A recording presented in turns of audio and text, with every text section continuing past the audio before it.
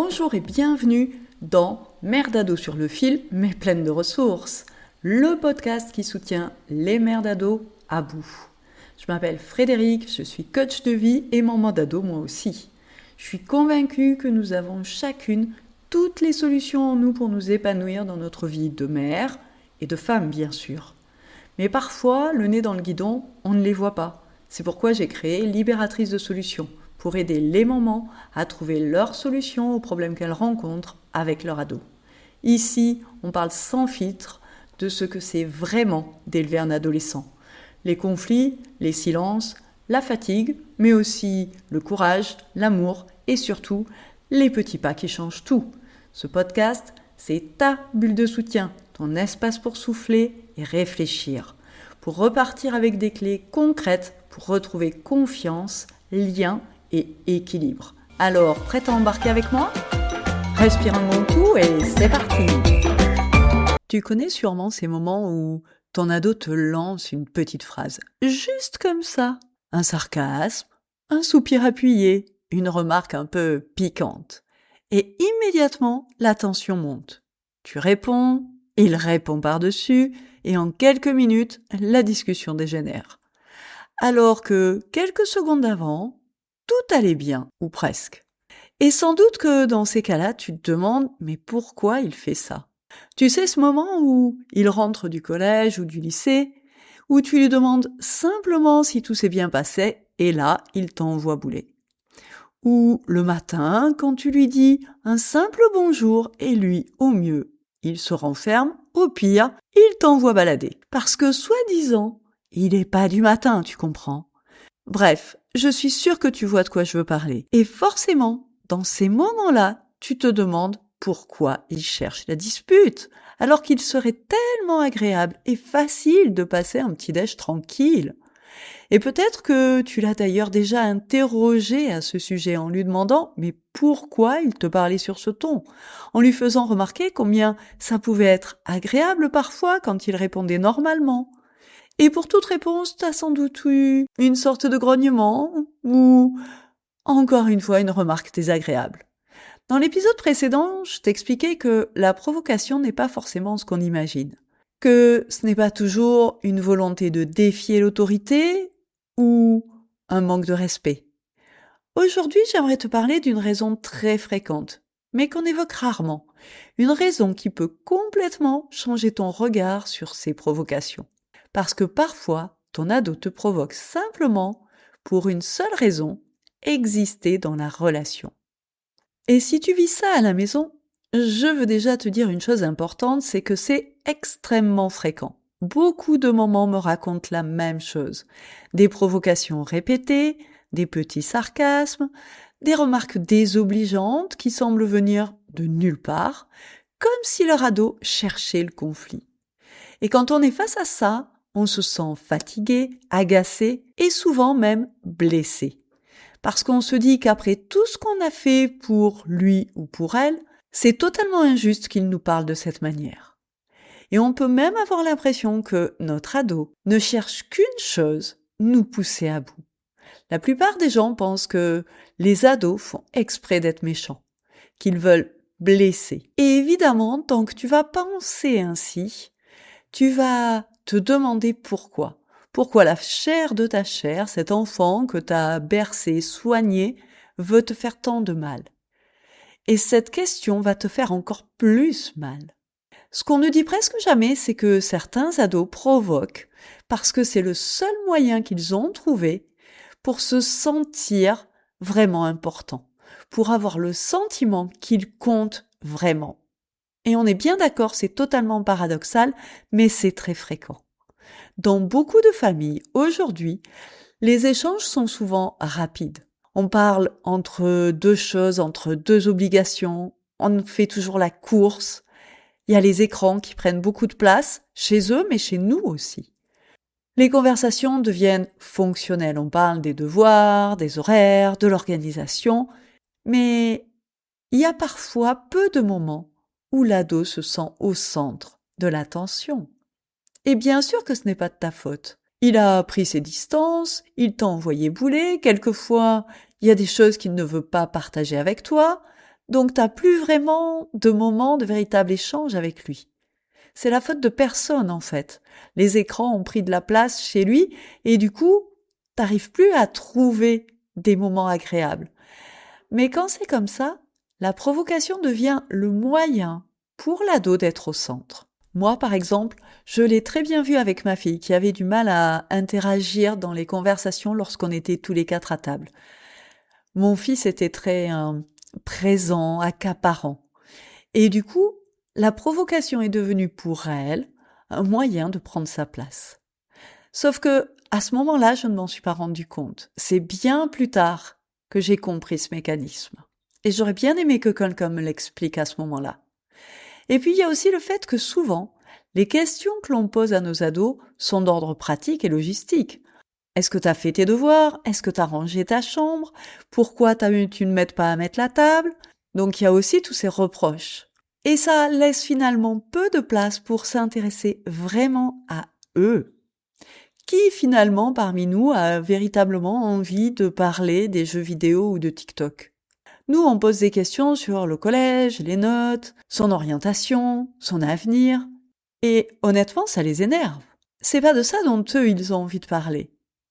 Mais quand ils parlent des sujets vraiment importants pour eux, est-ce qu'on les écoute vraiment ou est-ce qu'on les écoute d'une oreille distraite? Alors que quand ils provoquent, bien souvent, le parent réagit immédiatement et l'émotion monte. La discussion s'intensifie. Donc là, il est certain qu'on l'écoute. Et pendant quelques minutes, l'ado devient le centre de la relation. Psychologiquement, il y a une réalité vraiment importante à comprendre. Un lien négatif vaut mieux que pas de lien du tout. Un lien négatif est préférable à l'absence de lien. Et ça, c'est vrai pour les adultes. D'ailleurs, c'est même vrai pour les rats. On a fait des expériences là-dessus, où tu laisses un rat tout seul sans aucune interaction, il se laisse mourir. Tandis que si tu as des interactions désagréables avec lui, c'est-à-dire si tu lui envoies des petites décharges électriques à chaque fois que tu le vois, et ben là, il va continuer à manger. Tu te rends compte un peu ce que ça signifie et à quel point l'interaction est importante. Mais c'est encore plus vrai pour les adolescents. Donc quand un ado provoque et que le parent réagit immédiatement, il obtient quelque chose de très puissant. C'est de l'attention. Une attention intense, une attention émotionnelle, une attention totale. Qui plus est, bien souvent, il va accaparer tes pensées pendant plusieurs heures, voire parfois plusieurs journées. T'imagines un peu ce que ça représente pour lui? Donc forcément qu'il continue. Et c'est pour ça que c'est aussi important de travailler sur soi, pour que tu sois capable de vivre et de réagir autrement à ces provocations, pour que tu cesses de t'engouffrer dedans. Sinon, une chose est sûre, c'est que c'est pas prêt de s'arrêter. Et c'est la même chose à chaque fois que tu remets sur le tapis un truc qui s'est passé le matin ou la veille, peu importe. Tu es en train de lui prouver combien il occupe tes pensées et combien ces provocations ont d'impact sur toi. Donc sont efficaces en termes de il obtient toute ton attention. Donc inconsciemment, il peut apprendre quelque chose de très simple, c'est que provoquer, c'est exister. Je provoque, ma mère réagit.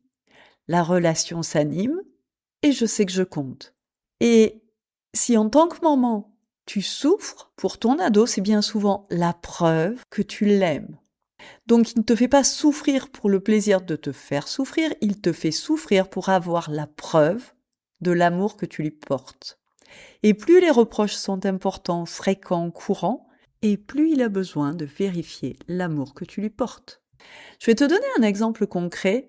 C'est quand tu fais un gâteau, par exemple, ou un plat que ton ado aime en principe, et que là, il va te déclarer, sur un ton toujours cassant, que ton gâteau est dégueulasse. Et toi, forcément, tu vas t'énerver. Alors que, finalement, tu pourrais en avoir rien à faire. Si tout le monde autour de toi, si les autres membres de la famille te disent qu'il est bon, et si toi-même tu te rends compte qu'il est bon, tu pourrais tout à fait te dire, bon, après tout, je vais pas m'énerver pour si peu. Mais si tu t'énerves, t'es en train de lui donner la preuve que tu lui as fait un gâteau pour lui faire plaisir. C'est la preuve qu'il compte. Et pour s'en rendre compte, il a fallu qu'il te provoque, pour s'assurer que ce gâteau, tu l'avais fait pour lui faire plaisir. Donc tu te rends compte que moins il va se sentir important et aimé, et plus il va te provoquer. Alors évidemment, et je veux insister là-dessus, c'est pas une stratégie consciente de sa part. Un ado, il se lève pas le matin en se disant « Tiens, je vais provoquer ma mère pour obtenir de l'attention aujourd'hui » ou pour vérifier qu'elle m'aime. Non. Par contre, son cerveau, lui, enregistre ce qui fonctionne et il le reproduit encore et encore. Et c'est comme ça qu'on arrive à des provocations répétées, des sarcasmes constants, une mauvaise foi quasi permanente chez notre ado, des petites attaques régulières. C'est pas de la méchanceté. C'est souvent, pas toujours, parce qu'il y a d'autres causes possibles à la provocation. Je te les ai évoquées rapidement dans l'épisode précédent et on y reviendra dans les prochains. Mais ça peut être une stratégie relationnelle maladroite, une manière d'exister à travers le conflit. Donc, si tu m'as suivi jusqu'ici, t'as compris qu'il te provoque pour obtenir une réaction qui lui donne de l'importance, qui lui donne le sentiment d'exister, etc. Ce qui signifie que, pour qu'il arrête, tu dois arrêter de réagir à ses provocations. Parce que tant que ça marche, il va continuer. Mais tu réalises aussi que cesser de réagir à ces provocations, c'est certes indispensable, mais c'est pas suffisant. Puisque c'est un moyen d'exister, il va falloir lui en offrir un autre. Donc tu vois, au fond, ton problème, c'est le fait qu'il te cherche. Mais la solution pour qu'il arrête, c'est aussi de nourrir le lien autrement. Comment créer des moments où ton ado sent qu'il compte, sent qu'il est aimé, afin qu'il n'ait plus besoin de provoquer pour obtenir ton attention et pour s'assurer de tout l'amour que tu lui portes. Parce qu'un ado préfère toujours, je te l'ai dit, mais je te le répète parce que c'est vraiment important, une attention négative plutôt que pas d'attention du tout. Et le gros problème de tout ça, de tout ce que je viens de te décrire, c'est que malheureusement très souvent, nous, les mamans, on entretient le cercle de la provocation en prenant du recul, en ne proposant plus rien à notre ado, et honnêtement c'est normal, parce que de toute façon il nous rejette et il est désagréable. Donc on n'a plus envie de lien avec lui. On se protège, on s'éloigne. Seulement tu vois bien que moins il se sent important, aimé, moins il a le sentiment d'exister à tes yeux, et plus il te provoque, pour vérifier qu'il compte toujours. Donc plus tu t'éloignes, et plus il provoque. En tout cas, quand la provocation est une manière d'entretenir la relation. C'est comme ça que s'installe une relation qui ne passe plus que par des disputes. Moi, je l'ai connu avec ma fille, chaque échange était devenu un conflit. On ne pouvait plus échanger normalement. Tout partait en vrille, en fait. La moindre petite tentative de discussion se transformait en conflit. Et c'est très dur d'en sortir parce que toi, t'es blessé, donc t'as plus envie de relation, tu la fuis même, et lui, il ne se sent exister que grâce au conflit, donc il l'entretient. Finalement, c'est sans fin, tant que il n'y a pas une des deux personnes qui a une prise de conscience et qui se dit « bon, là, faut que ça change ». Alors, si tu devais retenir une idée de cet épisode, ce serait celle-ci. Derrière certaines provocations, il y a simplement un besoin de lien qui s'exprime maladroitement. Une fois que tu as compris cela, tu peux envisager d'arrêter de réagir à chaque provocation et tenter de renouer le lien autrement. Mais même si tu as compris, même si tu sais ce qui se passe et comment tu entretiens involontairement les provocations, parfois ça ne suffit pas. Parce que t'es profondément blessé, t'es émotionnellement instable, t'as perdu confiance en toi, estime de toi. Bien souvent, il y a un travail à faire sur soi avant toute chose, pour éviter de te laisser embarquer par la colère à la moindre provocation. Alors que souvent, en plus, au fil des provocations, on devient de plus en plus sensible et réactive, c'est-à-dire qu'on démarre au quart de tour. Et puis parce que c'est devenu une sorte de réflexe chez toi aussi. Tu sais, c'est comme dans vice-versa. Il y a colère qui est là, prêt à prendre les commandes au moindre haussement d'épaule, de sourcils, au moindre soupir de ton ado. Alors, si tu as envie d'apprendre à rester calme face à ces situations, à ne plus partir au quart de tour et à retrouver une relation plus apaisée avec ton ado. Je t'invite à participer à mon challenge 100% gratuit qui débute lundi prochain, le 23 mars. Pendant ce challenge, je vais t'apprendre à passer de la boule de nerfs que tu es parfois à une maman capable de garder son sang-froid même quand ton ado appuie exactement là où ça fait mal et exactement là où il faut pour te faire démarrer. Le lien pour t'inscrire est dans la description de cet épisode. Et je serai ravie de te retrouver dans ce challenge et sur le groupe WhatsApp créé pour l'occasion. Tu y rencontreras d'autres mamans qui, comme toi, cherchent à garder le cap. Merci d'avoir écouté cet épisode de Mère d'ado sur le fil, mais pleine de ressources. Si cet épisode t'a plu, pense à t'abonner et pourquoi pas le partager avec une maman dont tu sais qu'il lui sera utile. Tu veux aller plus loin? Abonne-toi à ma newsletter pour recevoir conseils et soutien directement dans ta boîte mail. Et surtout, n'oublie pas, chaque jour, tu fais de ton mieux et ça, c'est déjà énorme. À très vite pour un nouvel épisode.